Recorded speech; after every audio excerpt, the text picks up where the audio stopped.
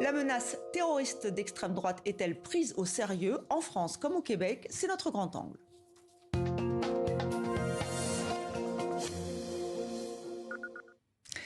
Le meurtre d'Hicham Miraoui le 31 mai dernier en France a été un électrochoc. Ce Tunisien a été tué par balle. Le suspect, Christophe B, avait publié plusieurs vidéos à caractère raciste sur les réseaux sociaux avant de passer à l'acte. Le parquet national antiterroriste s'est saisi de l'affaire, ce qui est une première.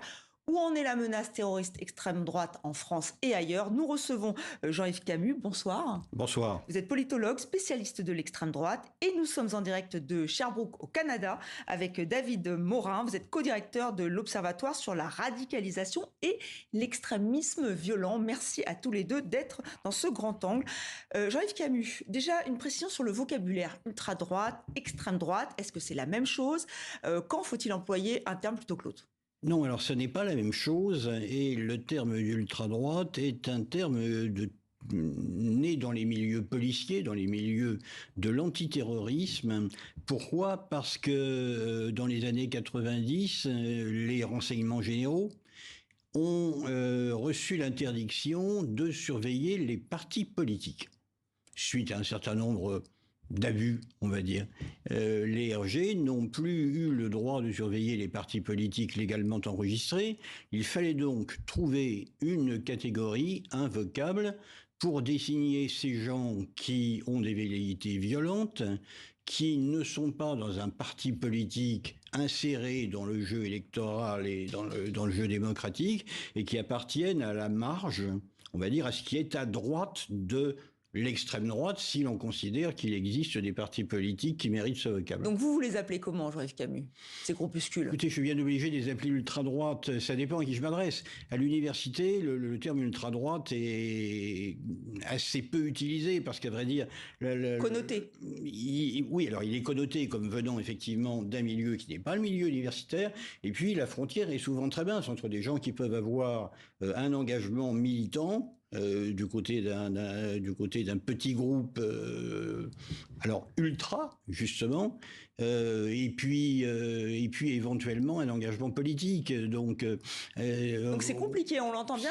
Comment dire, extrême droite radicale. Voilà, donc on cherche encore les mots. David Morin, est-ce que cette discussion, elle se fait aussi au Québec? Oui, absolument. Alors nous, vous le savez, le terrorisme est de compétence fédérale au Canada. Donc il y a un certain nombre de notions, notamment ici on parle beaucoup d'extrémisme violent à caractère idéologique pour éviter finalement de cibler la droite, la gauche ou d'autres causes. Donc en général, ce qu'on utilise ici, c'est extrémisme violent à caractère idéologique, parfois aussi extrémisme violent à caractère politique. Mais il est évident, effectivement, comme le disait Monsieur Camus, que souvent, là où ça fait débat, c'est entre finalement le fait d'être simplement radical et le fait de légitimer la violence, soit symbolique, soit physique, ou évidemment de recourir à la violence. Voilà, ben justement, des actes de violence, il y en a eu beaucoup, ça s'est accéléré ces derniers temps, on va y revenir, mais déjà ces groupuscules, est-ce que ce sont les mêmes en France et au Canada? On va voir ça avec vous. 3000 membres, 1400 membres, alors de l'ultra-droite fiché S, je reprends le terme de ce journaliste qui a mené une grande enquête, Monsieur Conge, sur ce point-là. Est-ce que c'est une menace sérieuse?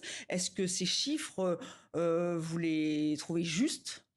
Oui, ces chiffres me paraissent justes. Ils sont pas très éloignés d'ailleurs de ceux que donnent les autorités elles-mêmes. Vous savez, un service de renseignement, il est obligé de suivre l'ensemble du spectre des personnes, quelle que soit leur idéologie, qui veulent attenter à la sécurité de l'État. Ça fait quand même beaucoup de monde. En tête d'affiche, si je puis dire, par le nombre de militants impliqués et par l'importance des moyens dont ils disposent, il y a naturellement la mouvance islamiste radicale. Il y a également une mouvance d'ultra-gauche, parce qu'on ne cible pas uniquement la droite quand on parle d'ultra. Il y a aussi une mouvance d'ultra-gauche qui est dans le collimateur des services de renseignement français. Et puis, il y a la menace d'ultra-droite. Elle est numériquement inférieure, et de beaucoup, à la menace islamiste radicale, et sans doute égale, voire légèrement inférieure à la mouvance d'ultra-gauche, qui est beaucoup plus difficilement cernable, parce qu'une partie de l'ultra-gauche est véritablement dans dans une quasi-clandestinité, alors qu'on le voit sur les images ici, la mouvance d'ultra-droite, elle a ceci de particulier qu'elle est extrêmement radicale, mais qu'elle se montre. Elle se montre lors de manifestations de voie publique. En mai dernier, le 10 mai dernier. En mai dernier, effectivement, où on a quand même atteint, alors 2000 personnes selon les organisateurs, entre 1500 et 2000 selon les témoins, mais des gens donc qui sont visibles, là, visage découvert, qui affichent leurs convictions, qui ont un comité d'organisation. Donc c'est une mouvance qui est peut-être un tout petit peu plus facile à suivre, y compris pour les observateurs, que la mouvance d'ultra-gauche, en fait. Effectivement, c'est intéressant. Elle s'affiche plus que la mouvance d'ultra-gauche. David Morin, alors moi j'ai trouvé effectivement un rapport de 2021 qui montrait que les groupes actifs avaient été multipliés par 3. Ce sont les chiffres que j'ai trouvés. Alors c'est les groupes, hein, pas les membres ou comme en France. Là aussi, est-ce que ces chiffres, vous en avez de plus récents? Et là aussi, j'imagine que c'est la même chose qui se passe. C'est-à-dire que peut-être que l'ultra-droite est plus visible que l'ultra-gauche. Oui, alors ici, on a quand même une spécificité en Amérique du Nord sur le plan statistique, c'est que si vous prenez depuis 2001, donc j'exclus les attentats du 11 septembre, aujourd'hui, le nombre de victimes, donc depuis 2002, admettons, de l'extrémisme de droite antigouvernemental versus djihadiste est à peu près équivalent. Donc on a un nombre de victimes vraiment conséquent. Au Canada, et notamment au Québec, le point de bascule va se faire en 2017 avec l'attentat de la mosquée de Québec, un jeune homme qui va tuer 6 de nos ressortissants musulmans, qui lui était beaucoup sur les réseaux sociaux, donc vraiment très proche, en tout cas très proche, seul, mais très radicalisé avec l'alt-right américaine, les sites d'extrême droite, suprémacistes blancs, etc. C'est à partir de ce moment-là qu'au Canada, il va y avoir vraiment une prise en compte de l'importance de la montée de l'extrémisme de droite et qu'on va assister à l'ajout d'un certain nombre de groupes d'extrême droite sur la liste canadienne des entités terroristes. Et notamment, je vous en cite 2 qui sont importants, les Proud Boys et le groupe qu'on appelle les 3%ers, donc des milices de droite américaines qui ont participé à l'assaut du Capitole le 6 janvier, ont été ajoutés sur la liste canadienne des entités terroristes. Donc aujourd'hui, que ce soit la Gendarmerie royale du Canada ou le Service canadien du renseignement de sécurité, clairement, il y a quand même une importance qui est accordée à ces groupes d'extrême droite. Encore une fois, ils sont probablement, évidemment, beaucoup moins nombreux que ce qu'on voit aux États-Unis, probablement moins nombreux que ce qu'on voit en France, mais on a une double influence, évidemment, le lien avec les États-Unis. On a beaucoup de chapitres, si vous voulez, canadiens de groupes américains, et puis une relation entre le Québec et la France, là plus peut-être sur le volet des groupes dits ethno-nationalistes. Voilà, on va continuer cette discussion avec vous, Jean-Yves Camus, dans le sens où le point de bascule en France, c'est 2022. Là, il y a eu une accélération avec beaucoup d'actes meurtriers. Il y a eu cet Argentin, ancien joueur de rugby, des Kurdes qui ont été attaqués. Il y a eu ces affrontements, on se souvient, lors d'un meeting d'Éric Zemmour, ou les Zouaves, hein, qui ont été dissous depuis. Alors, l'affrontement au meeting de lancement de campagne d'Éric Zemmour, remettons les choses dans le contexte. Il y a des gens qui sont poursuivis, mais on est dans une bagarre.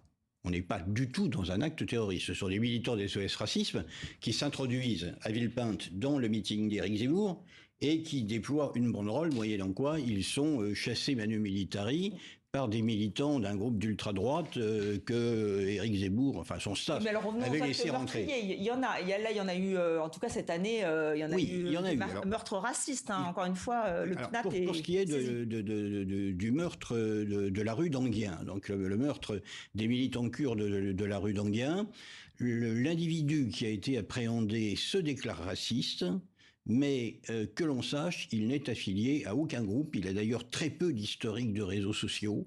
C'est un individu isolé, mais qui présente une particularité que d'autres qui sont passés à l'acte présentent aussi, c'est qu'il est tireur. Alors, en France, beaucoup plus qu'aux États-Unis, la détention d'armes est encadrée et la détention d'armes lourdes, la détention d'armes automatiques, par exemple, est beaucoup plus rare qu'aux États-Unis. Mais là, il s'agit de quelqu'un qui pratique le tir sportif, qui a une licence, qui a une arme qui est un pistolet et qui, comme d'autres, va passer à l'action. Et ça, c'est, y compris pour les services, quelque chose d'extrêmement important, parce que cela veut dire que... Oui, mais il y a eu cette attaque, alors effectivement, mais il y a eu aussi cette attaque dans une mosquée, dans le Gard, avec ce jeune homme oui, qui a il y en été avait tué. une quelques années auparavant à Bayonne, qui là aussi était un petit peu déroutante, parce que le tireur, qui n'avait fort heureusement tué personne, il a blessé gravement 2 personnes qui étaient venues prier, le tireur avait 82 ans. 82 ans, un ancien militaire qui a un âge quand même assez hors norme. On a l'habitude de dire que la droite ultra, c'est des gens qui sont jeunes. Eh bien non, on a, et ça c'est assez déroutant pour nous, et on l'a vu encore dans le procès du groupe Action des forces opérationnelles il n'y a pas très longtemps, des gens qui ont largement dépassé l'âge de l'engagement radical, des gens d'une cinquantaine, d'une soixantaine d'années, jusqu'à 69 ans dans le cas d'AFO, et des femmes. Et des femmes, et des gens bien insérés socialement. Donc des gens qui ne vivent pas à la marge.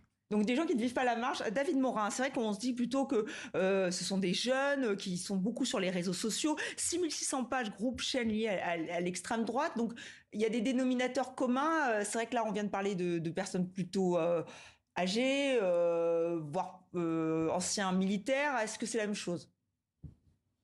Oui, on a ces enjeux-là. Alors, je me rappelle d'une conversation que j'avais eue avec un ex-extrémiste de droite néo-nazi important dans le mouvement au Québec, qui me disait notamment que les réseaux sociaux numériques et Internet étaient vraiment en fait le miracle que l'extrême droite attendait depuis longtemps, il y a 2 décennies. Donc, on a vu comment l'extrême droite, et notamment sous l'influence, là encore, de l'extrême droite américaine, ont su s'approprier les codes sur les réseaux sociaux numériques pour à la fois diffuser leur propagande, mais également, évidemment, recruter de nouveaux membres. Alors, aujourd'hui, et comme je vous disais tout à l'heure, suite à l'ajout d'un certain nombre de groupes sur la liste canadienne des entités terroristes, on a observé en fait surtout la restructuration du mouvement à la fois sur les réseaux sociaux et à l'extérieur des réseaux sociaux à travers le mouvement des active clubs. Donc ce sont finalement des clubs de sport, et il y a un film en France récent d'ailleurs qui est sorti sur le sujet que j'ai vu dans l'avion mais dont le nom m'échappe, et donc on a des jeunes qui effectivement pratiquent notamment les sports de combat, les arts martiaux mixtes, etc., et en profitent pour recruter. Alors là, il y a une tendance vraiment importante. Ils se mettent en réseau ici, Québec, le reste du Canada, et ils ont créé aussi des clubs, des active clubs jeunesse, donc Oui, qui rappellent quand même des moments. Oui, David Morin, oui, effectivement. Des mauvais moments. On va regarder ces cartes. Voilà, c'est ça. Des mauvais moments de l'histoire. Mais est-ce qu'on est assez vigilant par rapport à ça, par rapport à cette menace, Jean-Yves Camus? Elle est prise au sérieux par les autorités? Elle est prise au sérieux. Les services de renseignement, surtout les services de renseignement intérieurs, surveillent ces mouvements. Moi, je pense véritablement que la menace est prise correctement, prise à son juste niveau. Vous savez, les services, ils doivent aussi travailler avec un budget limité, un personnel qui ne peut pas croître de façon exponentielle. Donc, il est obligé de choisir ses cibles. Donc, l'islam radical d'abord, évidemment, l'ultra-gauche qui monte en flèche, et puis toujours l'ultra-droite, mais à condition d'en exclure des gens que je vois ici sur le tableau. Parce que la Fraternité Saint-Pédis et l'Action française, si vous voulez, ça n'a absolument rien d'un mouvement terroriste. Il n'y a aucune velléité terroriste. Oui, donc la difficulté aussi, on l'a dit encore une fois, de vraiment de savoir de qui on parle et comment on en parle. Merci, c'était passionnant, presque trop court, je l'avoue. Merci encore Jean-Yves Camus, et merci à vous David Morin depuis Sherbrooke, donc au Québec, d'avoir participé à ce grand angle.